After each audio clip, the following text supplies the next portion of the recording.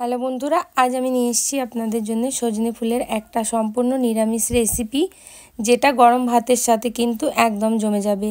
এতটাই দুর্দান্ত টেস্টি হয় যে আপনারা অন্তত একবার এই রেসিপিটা ট্রাই করে দেখবেন। এর জন্য নিয়ে নিয়েছি এখানে আমি সজনে ফুল, আর এটা কিন্তু সজনে ফুল, এটা নাজনে ফুল নয়। সজনে ফুল একটু এরকম সাদা ধরনের থাকে, আর নাজনে যেটা হয় সেটা একটু লালচে ধরনের থাকে। সজনে ফুলগুলো খুব সুন্দর করে বেছে নেবেন, যে বড় বড় ডান্ডিগুলো থাকে ওইগুলোকে একটু কেটে কেটে নেবেন, আর পারলে শুধু ফুলগুলো ব্যবহার করবেন। তো এখানে ভালো করে চলুন বেছে নিচ্ছি। বেছে নেওয়ার পরে এটাকে সুন্দর করে ধুয়ে নেব। সজনে ফুলের মধ্যে অনেক রকমের ছোট ছোট পোকামাকড় থাকতে পারে, তাই অবশ্যই এটা একটু ঝেড়ে আর 3 থেকে 4 বার জলে খুব ভালোভাবে ধুয়ে নেবেন। তো চলুন আমি এই সজনে ফুলগুলোকে 3 থেকে 4 বার খুব ভালো করে জল দিয়ে ধুয়ে নিচ্ছি, নিয়ে তারপরে আমি আপনাদের দেখাচ্ছি। বন্ধুরা, অবশ্যই যদি ভিডিওতে নতুন বন্ধু হয়ে থাকেন তাহলে অবশ্যই চ্যানেলটা সাবস্ক্রাইব করে নেবেন, তার সাথে বেল নোটিফিকেশান অন করে দেবেন।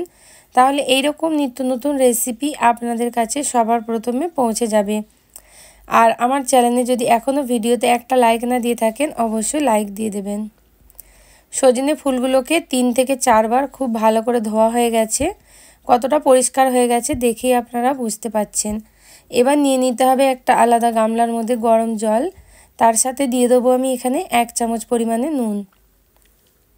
নুনটা জলের সাথে খুব ভালো করে গুলিয়ে দিতে হবে, আর গোলানোর পরে যেই সজনে ফুলগুলোকে ধুয়ে রেখেছিলাম সেইগুলোকে এই গরম জলের মধ্যে ভিজিয়ে রাখতে হবে, যাতে কোনো রকম পোকামাকড় থাকলে সেগুলো ফুল থেকে বেরিয়ে আসে।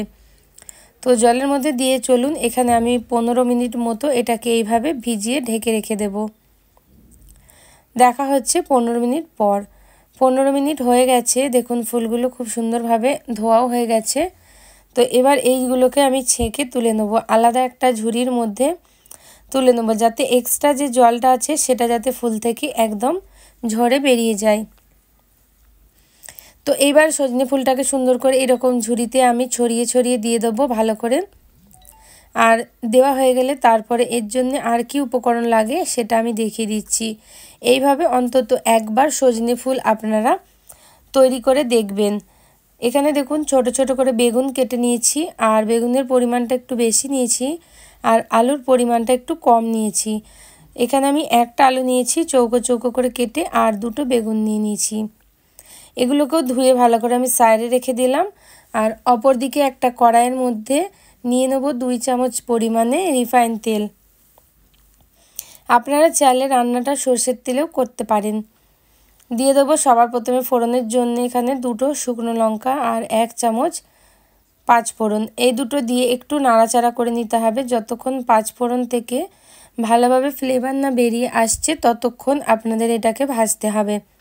যখন দেখবেন এর ভেতর থেকে ফ্লেভারটা বেরিয়ে এসেছে তখন আপনাদের যে আলু আর বেগুনটা ধুয়ে কেটে রেখে দিয়েছিলাম সেটাকে সরাসরি দিয়ে দিতে হবে। এটা দিয়ে ভালো করে এবারে আপনাদের নাড়াচাড়া করতে থাকতে হবে। দিয়ে এটাকে প্রায় 1 থেকে 1.5 মিনিট আমাদের ভেজে নিতে হবে এইরকমভাবেই। চলুন তাহলে 1 থেকে 1.5 মিনিট ভেজে নিয়ে দেখাচ্ছি। বন্ধুরা, যদি ভিডিওটা আপনারা ফেসবুক পেজ থেকে দেখে থাকেন পেজটাকে অবশ্যই ফলো করে নেবেন।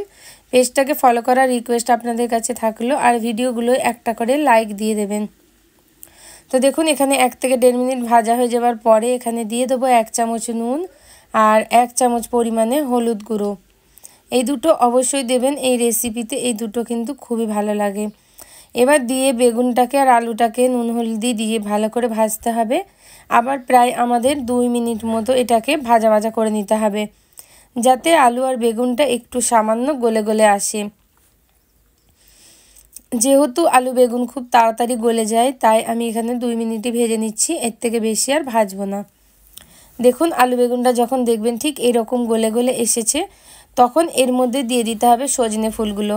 সজনে ফুল কিন্তু অনেক উপকার, আর এরকম সিজন চেঞ্জের সময় যদি আপনারা সজনে ফুল একবার খান তাহলে শরীরের পক্ষে খুবই উপকারিতা। আর এখন তো সবার বাড়িতেই মোটামুটি সজনে ফুলের গাছ থাকে, তাই আপনারা সেখান থেকেই নেবেন বা বাজার থেকে কিনে নিয়ে এসে অন্তত একবার এই রেসিপিটা ট্রাই করে দেখবেন। সজনে ফুলটাকে দিয়ে খুব ভালোভাবে এইবারে ভাজা ভাজা করে ফেলতে হবে। এই 3টে জিনিসকে সুন্দর করে ভাজা ভাজা করে নেওয়ার পরে আপনাদেরকে এটাকে ঢেকে রেখে দিতে হবে।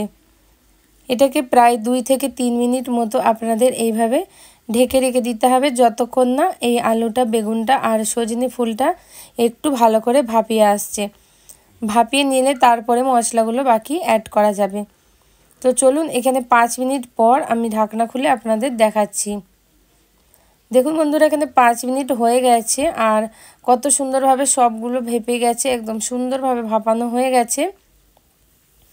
এই প্রসেসগুলো ফলো করে যদি আপনারা সজনে ফুলের এই রেসিপিটা তৈরি করেন, আপনাদের কিন্তু খুবই ভালো লাগবে। আপনারা কোন কোন রেসিপি দেখতে চান সেইগুলো কিন্তু অবশ্যই জানিয়ে দেবেন। এবার আমি এর মধ্যে দিয়ে দেবো হচ্ছে 2 চামচ পরিমাণে পোস্ত বাটা। এই রেসিপিতে আজ আমি পোস্ত বাটাটা ব্যবহার করেছি। আপনারা চাইলে সর্ষে বাটাও দিতে পারেন, কিন্তু সর্ষে বাটাটা দিলে একটু তেতো তেতো ভাব লাগে, যেহেতু সজনে ফুলটাও একটু তেতকুটে ভাব থাকে। তাই অবশ্যই আমি সাজেস্ট করব আপনারা সর্ষেটা স্কিপ করে আপনারা পোস্তটা ব্যবহার করবেন।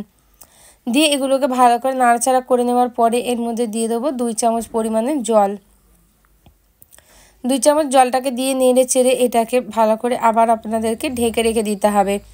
প্রায় 5 মিনিট মতো এটাকে আপনাদের ঢেকে রাখতে হবে।